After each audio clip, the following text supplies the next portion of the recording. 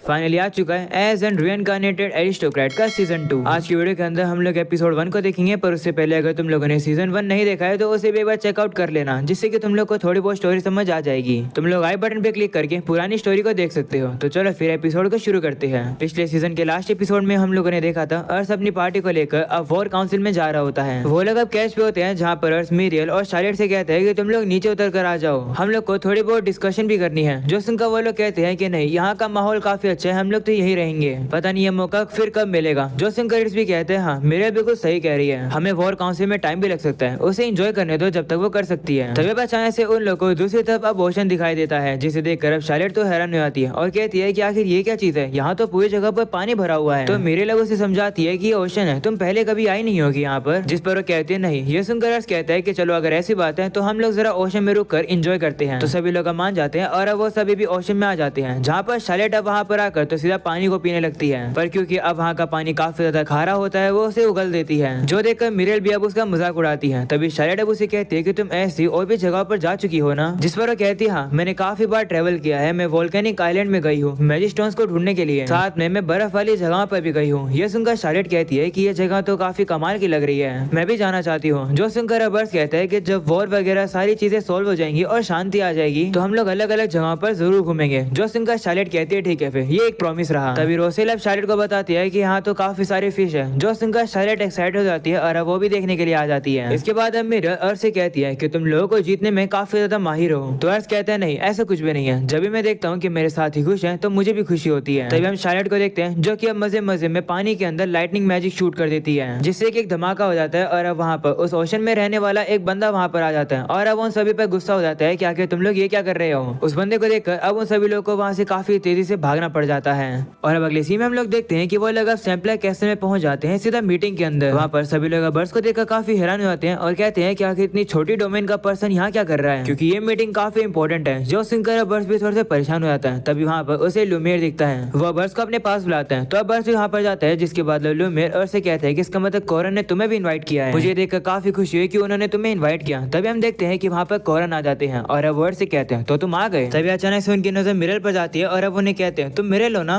ये सुनकर तो बर्ड्स भी थोड़ा सा हैरान हो जाता है और सोचने लगता है कि आपस में ये दोनों एक दूसरे को कैसे जानते हैं। तभी हम बाकी सभी लोगों को देखते हैं जो कि अब मिरर के बारे में ही बात करने लगते हैं और कहते हैं कि ये तो पुराने गवर्नर के एडवाइजर है ना। वहीं कोरन अब मिरर से कहते हैं कि तुमसे मिलकर अच्छा लगा, कितने समय बाद मिल रहे हैं, पिछली बार तो तुमने मेरा ऑफर रिजेक्ट कर दिया था, मुझे लगा था कि तुम पॉलिटिक्स से बाहर हो गई हो, तो तुम अर्थ के साथ क्या कर रही हो। जिस पर वो कहती है कि मैं अपना लास्ट चांस इस बच्चे के साथ देना चाहती थी, यानी कि अर्थ के साथ। मुझे लगता है कि अर्थ तुमसे भी ज्यादा मेरा एक अच्छा मास्टर है। ये सुनने के बाद सभी लोग अब गुस्सा हो जाते हैं। वहीं पर कोरन तो हंसने लगता है और मेरे से कहता है कि तुम तो बिल्कुल पहले जैसी हो, वैसे अच्छा बाकी तुम यहाँ पर आ गई हो, मैं तुम पर विश्वास कर रहा हूँ। जो सुनकर कुछ लोग अब कहने लगते हैं कि लेकिन मिरिल का भाई वास मार्क्यू का राइट हैंड मैन है, हो सकता है कि मिरिल एक स्पाई है। जिस पर अब कोरन कहता है कि कोई दिक्कत नहीं है, क्योंकि मिरिल अब अर्थ को सर्विस दे रही है, मैंने अर्थ से मदद मांगी थी और वैसे भी काफी अच्छी अपॉर्चुनिटी है दुश्मन की फोर्सेस को जानने का। सभी लोग वापिस से इस बात से डिसएग्री कर रहे होते हैं। जो सुनकर कोरन गुस्सा हो जाते हैं और कहने लगते हैं कि मैं अर्थ की कैपेबिलिटीज के अंदर ट्रस्ट करता हूँ और उसे नहीं मिरिल को हायर किया, तो कोई भी अगर अर्थ के खिलाफ रूड होगा या फिर मिरिल के खिलाफ रूड होगा तो मैं उसे सहन नहीं करूंगा। वैसे भी मिरिल ने पुराने गवर्नर को काफी अच्छे से सर्व किया था, वो जीतने के लिए हमें उसकी जरूरत है, तो हमारे साथ मिलकर काम करो, ठीक है। जो सुनकर वो बंदा भी कहता है ठीक है माय लॉर्ड। जो सुनकर अब कोरन भी खुश आते हैं और कहते हैं कि चलो फिर काउंसिल शुरू करते हैं। मीटिंग अब शुरू हो जाती है, जहाँ पर एक बंदा सभी लोगों को वॉर की स्टेट्स के बारे में बता रहा होता है। वो बताता है कि हमारी फोर्स 1,10,000 है और दुश्मनों के पास हमसे 20,000 ज्यादा लोग हैं, पर क्योंकि सैम्पलर जो कि एक ट्रेड सिटी है हमारा उसके ऊपर कंट्रोल है, इससे हमें कैपिटल काफी मिलेगा,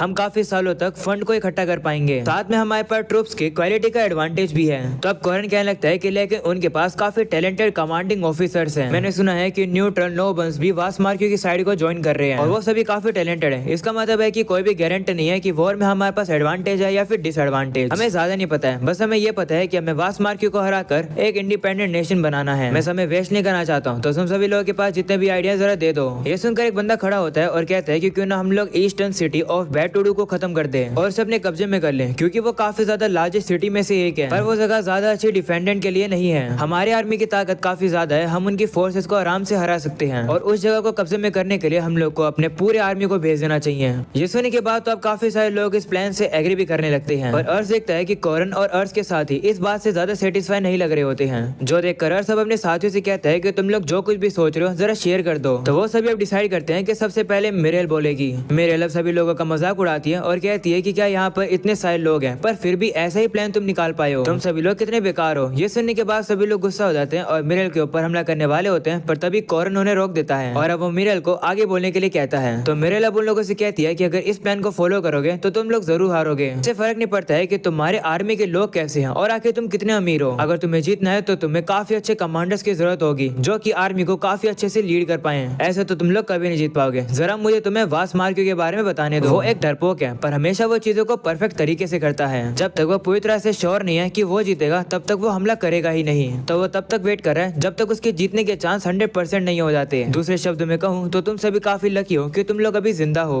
कितनी भी कोशिश कर लो उनके जीतने के चांसेस काफी ज्यादा हैं। तो बर्टुडू को इन्वेड करने का प्लान काफी बेकार है। उसे कब्जे में करने के लिए तुम्हें काफी सारे लोगों की जरूरत पड़ेगी। तो तुमने सोचा है कि तो फिर पीछे से सैम्पलर के ऊपर क्या होगा। अगर वास मार्क्यू ने यहाँ पर हमला किया तो तुम लोग को एक सेकंड भी नहीं लगेगा हारने के लिए। तो फिर तुम लोगों को जल्दी से यहाँ पर आना पड़ेगा यहाँ पर बचाने के लिए लोगों को। वहीं दूसरी तरफ तुम्हारी काफी बेइज्जती होगी कि तुम बर्टुडू को अपने कब्जे में नहीं कर पाए। ये देखकर तो बर्टुडू के लोग अब गुस्सा हो जाएंगे और वहाँ के नोबल्स अब वास मार्क्यू को ज्वाइन कर लेंगे। तुम सभी लोग की यही कमी है कि तुम दुश्मनों को अच्छे से देखते नहीं हो। तुम सभी के अंदर काफी ओवर कॉन्फिडेंस है जो सुनने के बाद सभी लोग अब काफी गुस्सा हो जाते हैं। ये देखकर कॉरन सभी को चुप कराते हैं और कहते हैं कि मिरेल की बात काफी सही है पर फिर भी मैं इस वॉर को जीतना चाहता हूँ। क्या मिरेल तुम्हारे पास कोई आइडिया है। तो मिरेल कहती हाँ वो आइडिया रोसेल बताएगा। ये सुनकर रोसेल भी अब आगे आने लगता है जो देखकर सभी लोग अब काफी शौक हो जाते हैं और कहते हैं कि ये तो एक बच्चा है, ये क्या प्लान बताएगा। तो अर्थ सभी लोगों से कहता है कि ये मेरे डोमेन का स्ट्रेटेजिस्ट है। ये सुनकर लोग अब उसकी बात सुनने के लिए रेडी नहीं होते हैं पर कॉरन कहते हैं अपनी बात सुनाओ। जिसके बाद अब रोसेल बताने लगता है कि जो बर्टुडू को कब्जे में करने का प्लान है वो अच्छा है पर चांसेस ये भी है कि जब हम लोग वहाँ पर हमला कर रहे होंगे तो सैम्पलर पे हमला हो जाएगा। अगर हम लोग को हमारे डिफेंस की चिंता है तो हमें हमारे दुश्मनों को लॉकडाउन करना होगा। हम लोगों ने ये दिखाएंगे कि अगर वो लोग अर्कनटेस को लीव करेंगे तो उनके ऊपर दोनों साइड से हमला हो जाएगा। तो क्या हम प्रोविनेंस और पैराडेल को यूज कर सकते हैं। ट्राई के अंदर हम लोग दुश्मनों को दिखाएंगे कि जो पैराडेल है वो अर्कनटेस के ऊपर हमला कर रहा है, वो भी नॉर्थ की तरफ से। ये बात सुनने के बाद सभी लोग कहते हैं कि ऐसा नहीं हो सकता है क्योंकि जो पैराडेल है उन्होंने कसम खाई है कि वो इंपीरियल फैमिली के लिए लॉयल रहेंगे, वो हमारी मदद नहीं करेंगे। तो रोसेल कहते हैं इसलिए हम उन्हें रिक्वेस्ट करेंगे कि वो हमारे दोस्त बन जाएं। ये काम समर फोर्स के एम्परर कर सकते हैं, यानी कि हम लोग एम्परर को रिश्वत देंगे। जो सुनकर एक बंदा कहता है कि मुझे लगता है कि इंपीरियल फैमिली पैसों से बिक जाएगी। तो रिट्स कहते हैं नहीं, मुझे लगता है कि वो बिक जाएगी क्योंकि जो अभी फिलहाल का जो एम्परर है वो सिर्फ 17 साल का है। असली पावर तो उसके रिटेनर्स के पास है और क्योंकि वो लोग करप्टेड है वो लोग पैसों से जरूर बिकेंगे। वही मेरे लब कॉरन से कहती है कि हम लोग अपनी ताकत का यूज करेंगे जिससे कि खून खराबा ना हो। मेरे ख्याल से ये काफी अच्छा प्लान है। तो कॉरन भी कहते हैं हम लोग रिक्वेस्ट करेंगे इंपीरियल फैमिली से कि वो पैराडेल के प्रोविंस कोऑपरेशन को गेन कर लें। वो वर्ड से कहते हैं कि पर्सनल के साथ मैं चाहता हूँ कि तुम इस प्लान को तुम एग्जीक्यूट करो क्योंकि आइडिया तुम्हारे सबऑर्डिनेट का था ना, तो तुम्हें जितने फंड लगेंगे मैं तुम्हें दे दूंगा। ल्योमेर तुम भी इसकी मदद करना। तो ल्योमेर भी मान जाते हैं। वहीं पर सभी लोग तो काफी ज्यादा गुस्सा होते हैं अर्थ से। इस वजह से अर्थ काफी नर्वस होता है पर उसके साथ ही उसे सपोर्ट करते हैं। तो अर्थ भी अब कहता है ठीक है मैं इस प्लान को जरूर पूरा करूंगा। और अब अगले सीन में हम लोग अब देखते हैं कि सभी लोग अब सेलिब्रेट कर रहे होते हैं क्योंकि उनका प्लान सभी रिटर्नर से अच्छा था। वहीं अर्थ अब कहने लगता है कि अगर हम लोग फेल हो जाएंगे तो फिर क्या होगा। तो मिरेल कहती है चिंता मत करो। वहीं पर शार्लेट कहने लगती है कि लेकिन क्या सही में हम लोग एम्पायर को मना पाएंगे ये काम करने के लिए। तो अर्थ कहता है कि अगर नेगोशिएशन रिट्स करेगा तो हो जाएगा। जिस पर रिट्स कहता है कि मैं एक मैनकीन हूँ और वहाँ पर काफी ज्यादा डिस्क्रिमिनेशन चलता है तो मुझे लगता है कि मुझे वहाँ जाना चाहिए। जो सुनकर मिरेल कहती है कि मैं भी ये काम नहीं कर पाऊंगी। सुनकर अर्थ सब घबरा जाता है और कहता है तो फिर अब क्या करें। तभी शार्लेट अब अर्थ को आइडिया देती है कि क्यों ना हम लोग लीशिया की मदद लें। ये प्लान अर्थ को काफी पसंद आता है। और अब अगले सीन में हम लोग अर्थ को देखते हैं जो कि लीशिया के घर पर आ जाता है। लीशिया उसे देखकर काफी ज्यादा खुश होती है क्योंकि उसने अर्थ को काफी समय से नहीं देखा था। तभी वहाँ पर लीशिया के फादर यानी कि हेमोन भी आ जाते हैं जो देखकर अर्थ अब उनका शुक्रिया करता है यहाँ पर आने देने के लिए। जिस पर हेमोन कहते हैं कोई बात नहीं, मैं भी वैसे भी तुम्हें देखना चाहता था। मैंने सुना कि हाल फिलहाल में एक मीटिंग हुई है, मूवमेंट कैसी चल रही है। तो अर्थ कहता है जैसे मैंने अपने लेटर में लिखा मैं यहाँ पर लीशिया से बात करना है वॉर से रिलेटेड।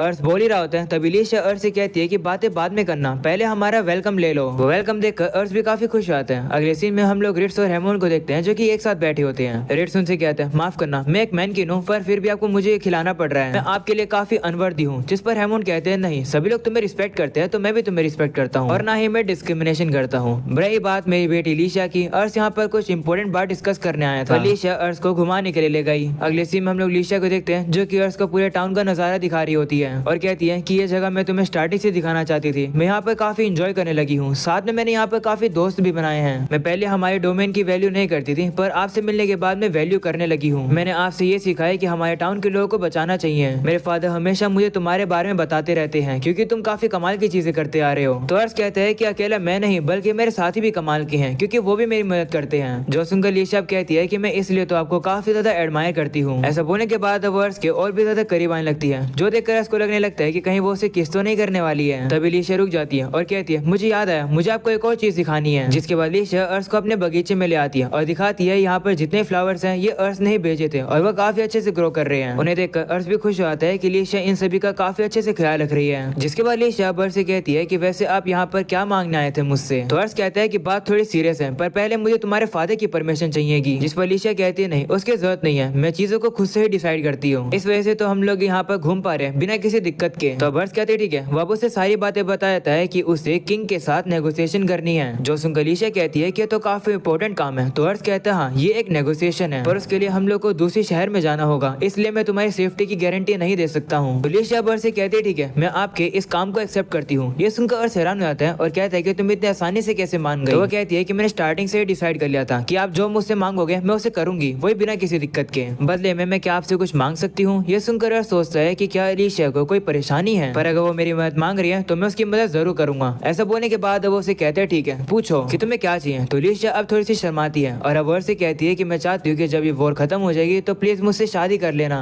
ये सुनकर तो अर्श भी हैरान हो जाता है और कहता है कि लेकिन ये तो काफी जल्द है। लीशा कहती है नहीं, ये इतना जल्द नहीं है। जब मैंने सबसे पहली बार आपको देखा था तभी मैंने डिसाइड कर लिया था। जब मैं तुम्हारे टाउन में आई थी तब मुझे सब कुछ याद है कि किस तरीके से लोग तुम्हें एडमायर करते हैं। तुम्हारी इस खूबसूरत जर्नी को मैं फ्रंट रो की सीट पर बैठकर देखना चाहती हूँ, इसलिए मुझसे शादी करना ही सही रहेगा। जो सुनकर अब अर्श सोचता है कि लीशा मुझे वो बता रही है जैसा वो फील करती है, वो मुझे सही में प्यार करती है। देखा जाए तो अब तक उसने मेरे लिए बहुत कुछ किया है, उसने मेरी काफी बार मदद भी करी है। मैंने डिसाइड किया था कि ये बात मैं उसे खुद बताऊंगा, जब हम लोग अगली बार मिलेंगे तो मैं इस बार बताकर ही रहूंगा। अर्श अब उसे माफी मांगता है और कहता है कि मैं काफी वर्थलेस हूँ, क्योंकि ये प्रपोजल मैंने तुम्हें बोलने दिया, इसलिए ये प्रपोजल मुझे बोलने दो। लीशा मैं चाहता हूँ कि तुम मुझसे शादी अभी कर लो। मैं तुमसे पहले दिन ही प्यार करने लग गया था, तुमने मेरी बहुत बार भी मदद करी है। मुझे पता है कि वॉर के बाद हम लोग काफी रिलैक्स होकर शादी कर सकते हैं, पर फिर भी मैं किसी भी चीज की गारंटी नहीं दे सकता हूँ, क्योंकि वॉर में कुछ भी हो सकता है, कोई भी खतरा आ सकता है। मेरे पास तुम्हें ऑफर करने के लिए ज्यादा कुछ तो नहीं है, पर मेरे पास काफी कमाल के साथी हैं और मैं चाहता हूँ कि तुम वॉर के दौरान मेरे साथ रहो, जिससे कि मैं तुम्हें प्रोटेक्ट कर सकूं। तो चलो अभी शादी करते हैं। ये बात सुनने के बाद लीशा अब काफी ज्यादा इमोशनल होकर रोने लगती है। वो अर्श से कहती है कि मैं आपको मुझे प्रोटेक्ट नहीं करने दूंगी, बल्कि मैं आपको प्रोटेक्ट करूंगी। प्लीज उसी पाथ पर चलते रहना जो कि आपने डिसाइड किया है चलने के लिए। मैं आपकी वाइफ होने के तौर पर मैं कसम खाती हूँ कि मैं अपनी पूरी जिंदगी लगा दूंगी आपके सपनों को पूरा करने के लिए। जो सुनने के बाद अर्श भी काफी ज्यादा इमोशनल हो जाता है और अब उसका शुक्रिया करता है। ये देखकर लीशा उसका हाथ पकड़ लेती है और वो दोनों गले मिलकर किस कर लेते हैं। भाई क्या चल रहा है, ये लिटरली दोनों एक बच्चे हैं। भाई कोई FBI को फोन कर दो।